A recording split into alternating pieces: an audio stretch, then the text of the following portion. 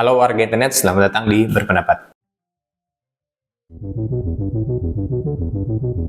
Seorang petugas keamanan nekat bunuh diri dengan terjun dari lantai atas sebuah pusat perbelanjaan di Bekasi, Jawa Barat.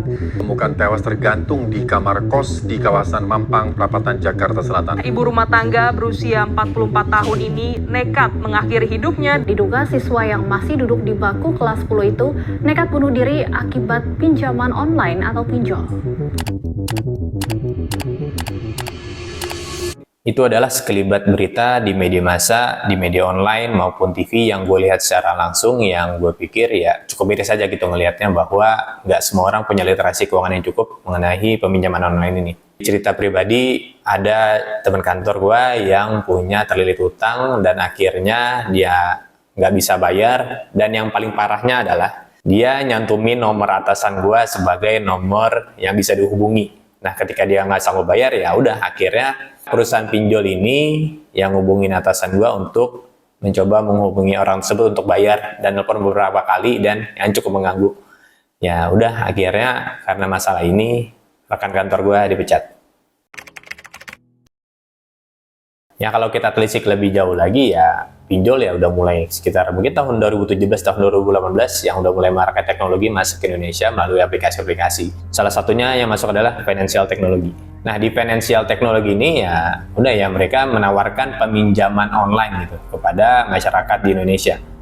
Nah, ini sebenarnya kalau menurut gue pribadi adalah sebuah alternatif yang bagus ya. Yang bagus karena dalam hal kita dapat alternatif yang lain, nggak cuma di peminjaman bank di secara konvensional. Karena kalau secara konvensional kan di bank kita harus datang ke lokasi, dicek sama orang langsung, dari kayak aset kita, dari gaji kita, dan lain sebagainya.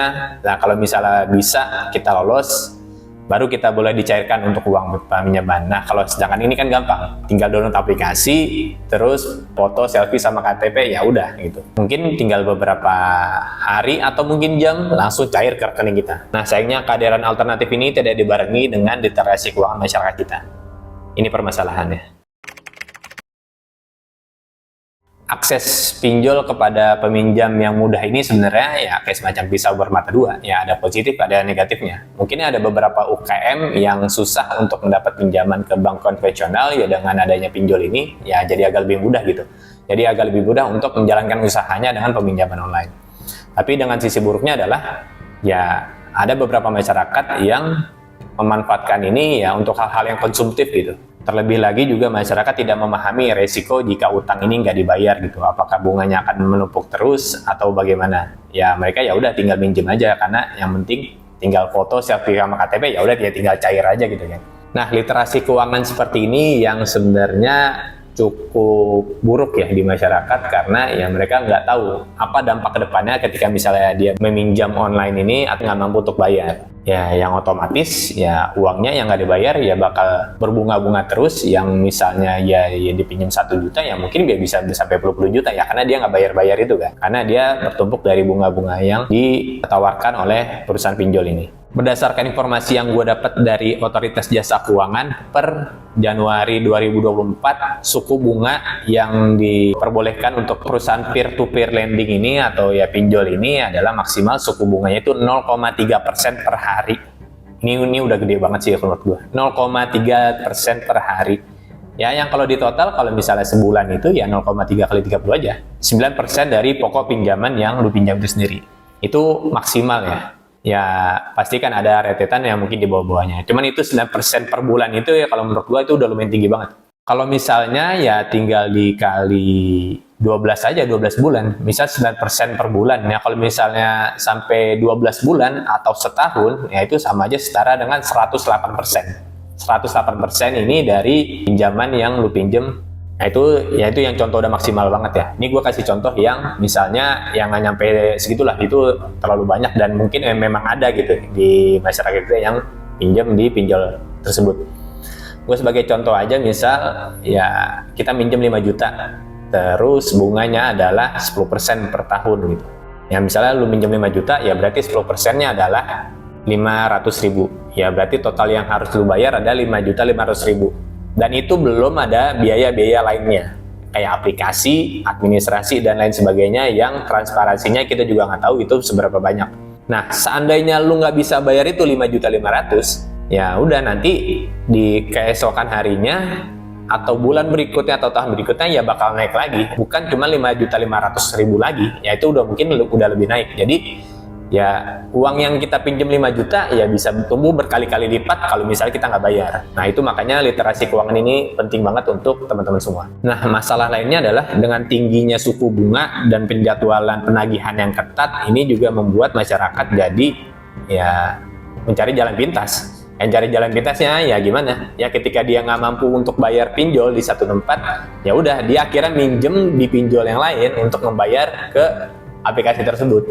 Ya sebenarnya ya utangnya ya nggak hilang, sebenarnya cuma pindah dari satu aplikasi ke aplikasi yang lain. Ya dia cuma berharap ya udahlah semoga gua nggak ditelepon lagi sama ditagih sama aplikasi ini, tapi ya gue tetap berhubungan dengan aplikasi yang satu lagi gitu. Ya utang gue tetap sama aja, yang sebenarnya kalau dihitung-hitung ya makin lama ya makin naik gitu utang yang kita pinjam.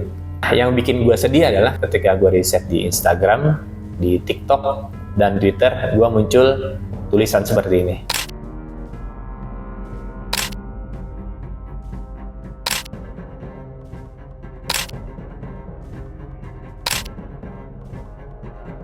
Jadi ya banyak sebenarnya targetnya itu yang terjerat pinjol ini ya ternyata juga kayak anak-anak muda sekarang ya pinjolnya ya juga udah lumayan banyak banget, bahkan sampai ada yang puluhan juta gitu. Padahal ya dia minjemnya awalnya mungkin cuma 5 juta, cuma 6 juta, ya mungkin karena dia nggak bisa bayar pada aplikasi tersebut, akhirnya bunganya terus naik, utangnya terus naik, ya dan berkali-kali lipat. Dan yang lebih parahnya lagi, yang gue baru tahu adalah ya mereka ini minjemnya nggak cuma ya dari satu aplikasi, bisa sampai 2, 3, 4, 5, 6 aplikasi sekaligus gitu. Ya otomatis ya utangnya makin lama ya makin banyak, dan nggak ada kesadaran untuk membayar hal tersebut. Seandainya mau bayar ya juga mungkin kemampuan finansialnya nggak bisa mencapai untuk membayar utang-utangnya dia yang di aplikasi pinjol ini. Itu yang menurut gua cukup miris melihat anak-anak muda ketika dia punya utang banyak di pinjol. Masalahnya nggak hanya berhenti di situ, tetapi juga ada masalah lain. Masalah lainnya adalah ketika penagihan aplikasi pinjol ini atau melalui debt collector ini langsung mengontak yang bersangkutan menggunakan kata-kata kasar, bahkan sampai mengancam atau menghancurkan reputasi peminjam ini ke teman-temannya, keluarganya, ataupun ke rekan kantor. Data-data kita seakan memang dipergunakan untuk secara langsung menekan untuk membayar. Ini kalau menurut gue pribadi ya di luar hati nurani sih, ya, tapi ya mau gimana lagi, ibarat ya ketika gue udah minjemin uang ya gue harus tagih gitu, secara logikanya sih seperti itu. Nah ini yang nggak banyak orang tahu, yang reputasinya bisa hancur di keluarga, teman, maupun orang kantor. Seperti yang gue ceritakan di awal bahwa ada rekan kantor gue yang terlilit pinjol, yang dia mencantumkan nomor atasan gue untuk nomor yang bisa dihubungi kalau misalnya nggak bisa dibayar, dan akhirnya nelpon ke atasan gue, ya udah kira ya dipecat. Terlebih lagi ya balik ke masalah yang awal lagi sih, ketika dia nggak bayar, dia ditekan terus, ditelepon sama debt collector, diancam-ancam, ya akhirnya ya mungkin depresi atau stres, dia malu dengan lingkungan sekitar, dia nggak bisa bayar lagi, ya akhirnya memutuskan untuk bunuh diri, yang sebenarnya nggak bagus, tapi ya mau gimana gitu kan. Cuman itu ada dampak kira-kira kalau misalnya pinjaman online ini yang nggak dibayar ataupun ya sudah terlilit utang di situ, udah mulai susah keluarnya. Selain masalah yang gue sebutin tadi, juga ada masalah lain, yaitu dengan adanya perusahaan pinjol yang ilegal yang tidak terdaftar di Otoritas Jasa Keuangan. Berdasarkan yang dihimpun oleh detik.com sampai dengan 21 Oktober 2024, jumlah penyelenggara fintech peer-to-peer lending yang mengantongi izin OJK adalah 97 perusahaan. Selain itu juga ada daftar pinjol ilegal. Satgas Pasti Otoritas Jasa Keuangan juga merilis daftar pinjol ilegal secara berkala. Nah, data terakhir pada tahun 2024, OJK menemukan 850 entitas pinjol ilegal di sejumlah situs dan aplikasi. Itu lumayan banyak banget, dan kalau bisa dibilang ya cukup parah sih. Cukup parah dalam hal, bayangin aja yang sudah dikasih aturan dari OJK aja 0,3% per hari ya. Gimana yang ilegal ya? Mungkin bisa lebih besar daripada itu. Ya kita masyarakat kita yang kurangnya minim literasi keuangan ini bisa langsung terjerumus dengan iming-iming dari kemudahan peminjaman online di aplikasi.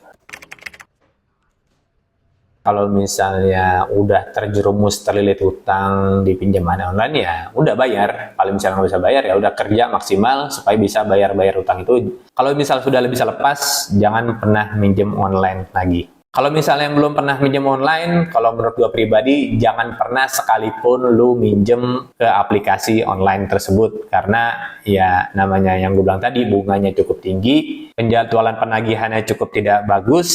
Ya nanti efeknya yang tadi gue bilang tadi, keuangannya hancur, reputasi hancur, dan bisa ya sampai yang tadi itu, berita yang gue sampaikan di awal tadi. Seandainya kalau misalnya kepepet banget nih, kalau misalnya mau minjem online ya gue saranin banget adalah ke aplikasi yang sudah terdaftar oleh izin dari otoritas jasa keuangan. Dan yang terakhir, kalau misalnya sudah minjem ini, bayarlah tepat waktu, jangan sampai telat.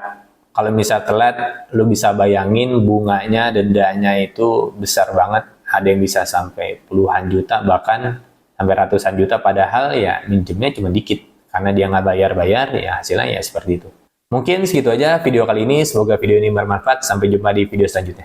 Dadah.